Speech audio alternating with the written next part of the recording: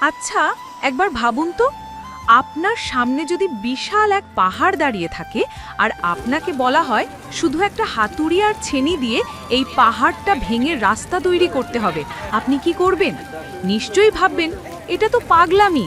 এটা কি কোনো মানুষের পক্ষে সম্ভব? আমরা তো সামান্য বাধাতেই হাল ছেড়ে দিই, জীবনকে দোষ দিই। কিন্তু বিশ্বাস করুন, এই পৃথিবীতে এমন একজন মানুষ ছিলেন যার কাছে অসম্ভব বলে কোনো শব্দই ছিল না। তিনি জেদের বশে নয়, ভালোবাসার টানে এমন এক কাজ করেছিলেন যা শুনলে আপনার গায়ের লোম দাঁড়িয়ে যাবে। আজকের গল্পটা কোনো সুপারহিরোর নয়, আজকের গল্পটা রক্ত মাংসের এমন এক মানুষের, যিনি প্রমাণ করে দিয়েছেন ইচ্ছা শক্তি থাকলে পাহাড়ও মাথা নত করতে বাধ্য হয়। জীবনে চলার পথে আমরা কতই না অভিযোগ করি, তাই না?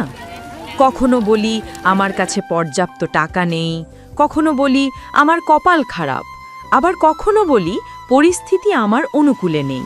কিন্তু জানেন, পরিস্থিতি যত কঠিনই হোক না কেন, মানুষের ইচ্ছা শক্তির কাছে তা কিছুই না।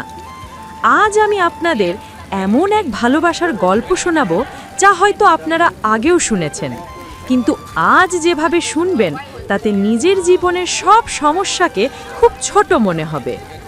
গল্পটা ভারতের বিহারের এক প্রত্যন্ত গ্রামের নাম গেহলর। সেই গ্রামে বাস করত এক সাধারণ মানুষ, নাম তার দশরথ মাঝি। খুব সাধারণ এক খেটে খাওয়া মানুষ। তার জীবনের সবটুকু সুখ ছিল তার স্ত্রী ফাল্গুনী দেবীকে ঘিরে। দশরথ তার স্ত্রীকে এতটাই ভালোবাসতেন যে মনে হতো ফাল্গুনী দেবী ছাড়া তার পৃথিবীটা অসম্পূর্ণ। কিন্তু তাদের এই ভালোবাসার মাঝে বাধা হয়ে দাঁড়িয়েছিল এক বিশাল পাহাড়। এই পাহাড়টা এতটাই বিশাল ছিল যে গ্রামের মানুষদের এক পাশ থেকে অন্য পাশে যেতে হলে মাইলের পর মাইল পথ ঘুরে যেতে হতো। চিকিৎসার প্রয়োজন হোক বা কোনো জরুরি কাজ, ওই পাহাড়টা ছিল তাদের জীবনের সবচেয়ে বড় অভিশাপ। কিন্তু কেউ কখনো ভাবেনি এই পাহাড়ের সাথে লড়াই করা যায়। সবাই এটাকে নিয়তি হিসেবেই মেনে নিয়েছিল। একদিন দুপুরের ঘটনা, কড়া রোদ, তপ্ত দুপুর। দশরথ মাঝি পাহাড়ের ওপাশে কাজ করছিলেন। তার স্ত্রী ফাল্গুনী দেবী প্রতিদিনের মতো তার জন্য খাবার নিয়ে যাচ্ছিলেন। কিন্তু ওই যে বিশাল পাহাড়, ওটা পার হতে গিয়ে ঘটে গেল সেই মর্মান্তিক দুর্ঘটনা। ফাল্গুনী দেবী পা পিছলে পাহাড় থেকে নিচে পড়ে গেলেন। গুরুতর আহত হলেন তিনি। দশরথ খবর পেলেন, ছুটে এলেন, স্ত্রীকে নিয়ে হাসপাতালের উদ্দেশ্যে রওনা হলেন। কিন্তু ওই পাহাড়টা ঘুরে হাসপাতালে পৌঁছাতে অনেক দেরি হয়ে গেল। চিকিৎসার অভাবে দশরথের চোখের সামনেই তার প্রিয়তমা স্ত্রী মারা গেলেন। একবার ভাবুন সেই মুহূর্তটার কথা। যে মানুষটা তার স্ত্রীকে নিজের জীবনের চেয়েও বেশি ভালোবাসতেন, তার মনের অবস্থা তখন কেমন ছিল? তিনি কি কান্নায় ভেঙে পড়েছিলেন? হ্যাঁ, কষ্ট তো অবশ্যই পেয়েছিলেন, কিন্তু সেই কষ্টের সাথে সাথেই তার বুকের ভেতর জন্ম নিয়েছিল এক অদ্ভুত জেদ, এক প্রলয়ঙ্করী জেদ। তিনি সেই পাহাড়ের দিকে তাকালেন, যে পাহাড় তার ভালোবাসাকে কেড়ে নিয়েছে, যে পাহাড়ের কারণে সঠিক সময়ে চিকিৎসা না পেয়ে তার স্ত্রী মারা গেলেন। সেই পাহাড়কে তিনি দেখে নেবেন। তিনি প্রতিজ্ঞা করলেন, যতদিন না তোকে ভাঙব ততদিন আমি থামব না।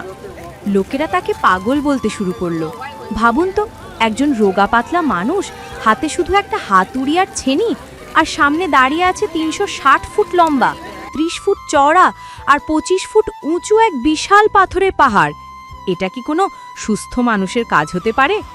গ্রামের মানুষ তাকে নিয়ে হাসাহাসি করত। কেউ বলতো স্ত্রীর শোকে দশরথ পাগল হয়ে গেছে। কিন্তু দশরথ কারও কথায় কান দেননি। তিনি রোজ সকালে উঠে হাতুড়ি আর ছেনি নিয়ে পাহাড়ের ওপর আঘাত করতেন। রোদে শরীর পুড়ে যেত, হাত দিয়ে রক্ত ঝরত, পিপাসায় বুক ফেটে যেত, কিন্তু তিনি থামতেন না। দিনের পর দিন, মাসের পর মাস, বছরের পর বছর তিনি শুধু কেটেই চলেছেন। আপনারা হয়তো ইউটিউবে অনেক মোটিভেশনাল ভিডিও বা সফলতার গল্প দেখেছেন, যেখানে বলা হয় এক রাতে বা এক বছরে জীবন বদলে গেছে। কিন্তু দশরথের লড়াইটা 1 বা 2 বছরের ছিল না, এটা ছিল দীর্ঘ 22 বছরের সংগ্রাম। হ্যাঁ, ঠিকই শুনেছেন, 22টা বছর। একটু ভাবুন, 22 বছর ধরে একটা মানুষ প্রতিদিন একই কাজ করে যাচ্ছেন। তার কোনো বেতন নেই, কেউ তাকে বাহবা দিচ্ছে না, উল্টো সবাই তাকে পাগল বলছে। মাঝে মাঝে এমন দিনও গেছে যখন তার ঘরে খাবার ছিল না, খরা দেখা দিয়েছে, গ্রাম ছেড়ে সবাই চলে গেছে। কিন্তু দশরথ ওই পাহাড় ছেড়ে কোথাও যাননি। তিনি মাটি কামড়ে পড়েছিলেন। তার মনে একটাই কথা ছিল, এই পাহাড় আমাকে ভাঙতেই হবে, যাতে আর কোনো ফাল্গুনীকে চিকিৎসার অভাবে মরতে না হয়। মাঝে মাঝে আমাদের জীবনেও এমন সময় আসে যখন মনে হয় আর পারছি না, মনে হয় সব ছেড়ে দিই। কিন্তু তখন দশরথ মাঝির কথা মনে করবেন। তিনি যদি 22 বছর ধরে পাথরের সাথে লড়াই করতে পারেন, তাহলে আমরা কেন আমাদের ছোট ছোট সমস্যাগুলোর কাছে হেরে যাব? ইউটিউবে আপনারা হয়তো জীবনের সেরা অনুপ্রেরণামূলক গল্প বা রিয়েল লাইফ হিরো লিখে অনেক সার্চ দিয়েছেন, অনেক ভিডিও দেখেছেন। কিন্তু দশরথের এই ত্যাগের গল্পটা আমাদের শেখায় যে আসল হিরো হতে 6 প্যাক বডি বা সুপার পাওয়ার লাগে না, লাগে শুধু একটা অদম্য ইচ্ছাশক্তি। দীর্ঘ 22 বছর পর সেই দিনটা এলো, যে পাহাড় একদিন দশরথের ভালোবাসাকে কেড়ে নিয়েছিল, সেই পাহাড় আজ দশরথের পায়ের কাছে মাথা নত করল। তিনি পাহাড় কেটে 360 ফুট লম্বা রাস্তা তৈরি করে ফেললেন।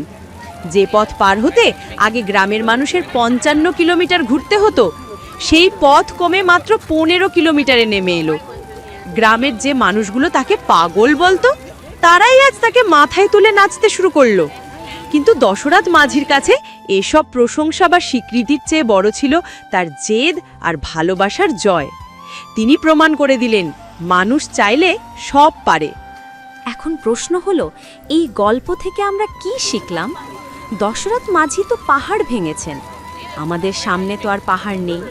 কিন্তু আমাদের প্রত্যেকের জীবনেই একটা করে অদৃশ্য পাহাড় আছে। সেটা হতে পারে বেকারত্বের পাহাড়, হতে পারে ব্যর্থতার পাহাড়, কিংবা হতে পারে কোনো বদভ্যাসের পাহাড়। আমরা যখন কোনো কাজ শুরু করি, শুরুতে খুব উৎসাহ থাকে, কিন্তু 2-4 দিন যাওয়ার পর বা ছোট কোনো বাধা আসার পর আমরা হাল ছেড়ে দিই। আমরা অজুহাত খুঁজতে শুরু করি। আমরা ভাবি, এটা আমাকে দিয়ে হবে না, বা আমার তো কোনো সাপোর্ট নেই। কিন্তু দশরথ মাঝির কি কোনো সাপোর্ট ছিল? তার কি কোনো আধুনিক যন্ত্রপাতি ছিল? কিছুই ছিল না। তার কাছে ছিল শুধু নিজের ওপর বিশ্বাস আর কাজটা শেষ করার জেদ।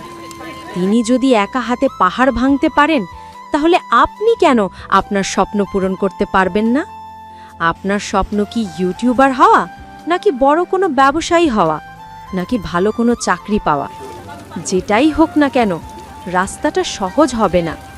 লোকেরা আপনাকে নিয়ে হাসাহাসি করবে, আপনার যোগ্যতা নিয়ে প্রশ্ন তুলবে।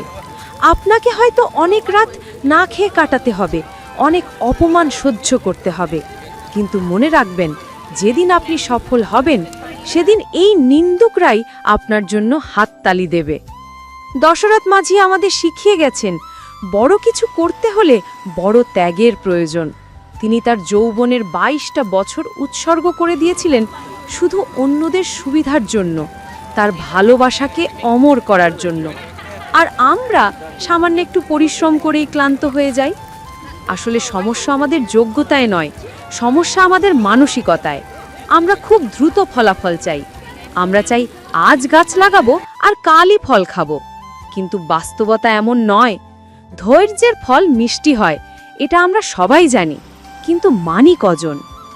জীবনে সফল হতে হলে আপনাকে বধির হতে হবে, মানে নেতিবাচক কথায় কান দেওয়া যাবে না।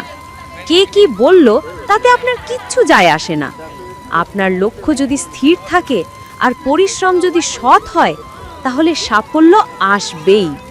হয়তো সময় লাগবে, হয়তো অনেক চড়াই উতরাই পার হতে হবে, কিন্তু দিন শেষে জয় আপনারই হবে। দশরথ মাঝি মারা গেছেন 2007 সালে, কিন্তু তিনি অমর হয়ে আছেন তার কাজের মাধ্যমে। তাকে আজ সারা পৃথিবী চেনে দ্য মাউন্টেন ম্যান নামে। তিনি দেখিয়ে দিয়ে গেছেন যে ভালোবাসা মানে শুধু রোমান্স নয়, ভালোবাসা মানে হলো দায়িত্ব, ভালোবাসা মানে হলো জেদ। তাই আজ থেকে নিজের জীবনের পাহাড়টা ভাঙতে শুরু করুন, সেটা যত বড়ই হোক না কেন। হয়তো আপনার হাতে হাতুড়ি ছেনি নেই, কিন্তু আপনার মেধা আর পরিশ্রমই আপনার অস্ত্র। প্রতিদিন একটু একটু করে আঘাত করুন আপনার সমস্যার ওপর। একদিন দেখবেন ওই সমস্যাটা আর নেই, রাস্তা তৈরি হয়ে গেছে। মনে রাখবেন, আপনি একা নন।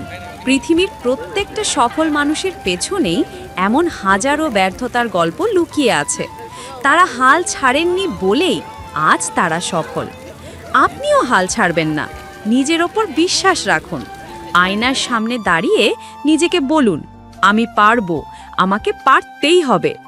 কারণ দশরথ মাঝির মতো আমাদেরও বিশ্বাস করতে হবে, অসম্ভব শব্দটা কেবল বোকাদের অভিধানেই পাওয়া যায়।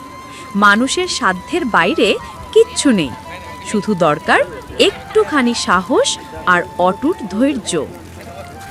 আপনার জীবনটা একটা সাদা ক্যানভাস, আর আপনি হলেন তার চিত্রশিল্পী।